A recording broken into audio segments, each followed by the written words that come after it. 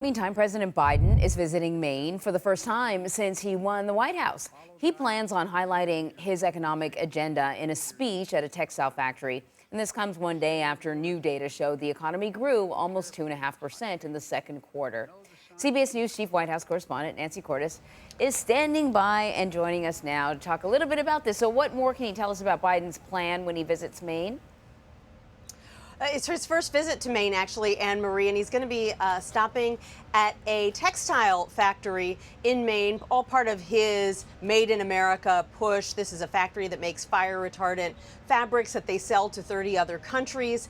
And Maine is a really interesting test case for the argument that the White House is trying to make. This is a state that lost, like so many other states, 42,000 manufacturing jobs, the White House says, from 1990 to 2021. But since the president took office, they say Maine has created 1,200 manufacturing jobs. That's just a small sliver of what they lost, but the White House says that there is more to come. So the president is going to be unveiling an executive order there. It really basically encourages the administration, various agencies, and the wider business world here in the U.S. to favor goods that are made in the U.S. to try to boost manufacturing even further. And he's certainly going to be pointing to some great new manufacturing numbers beyond the GDP numbers that you pointed to. Economists are saying that the manufacturing sector in particular got a really big boost in the second quarter, probably not surprising given that this $1 trillion infrastructure package that is at the heart of what the White House now calls Bidenomics passed, and so there are a lot of projects underway throughout the country. You know, the president has been working really hard to sort of get the message out that the economy is healthy, that things are doing well. And we've got, you know, these latest GDP numbers, as well as, you know, the Fed staff have kind of removed the possibility of a recession from their forecasting. Right. But as you know, we've talked about this before. Economics, it's really hard to explain to people. It doesn't like fit on a bumper sticker. It's just a hard campaign sell. Does the Biden administration feel like they're getting credit for this positive news?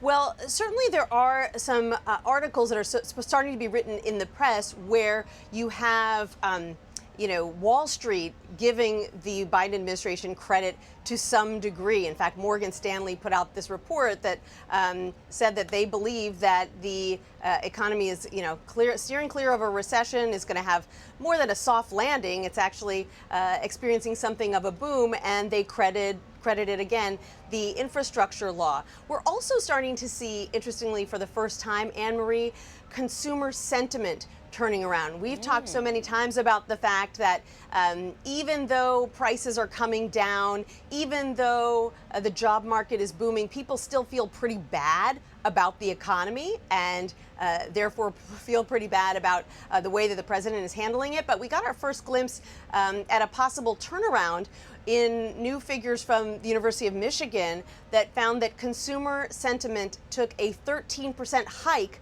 just in July. So it does appear that people are starting to feel better finally about the economy, and that may have something to do with the fact that that job wages for the first time are growing faster than prices. So, you know, even as inflation has been coming down and wages have been going up, they still weren't on par. So people were in real terms losing money. That's not happening anymore, and the White House is hoping that they'll get a bump from that eventually. Right. So I guess we'll be hearing about Bidenomics for a while now, or Bidenomics. I didn't say it properly. Nancy, thank you. You're welcome.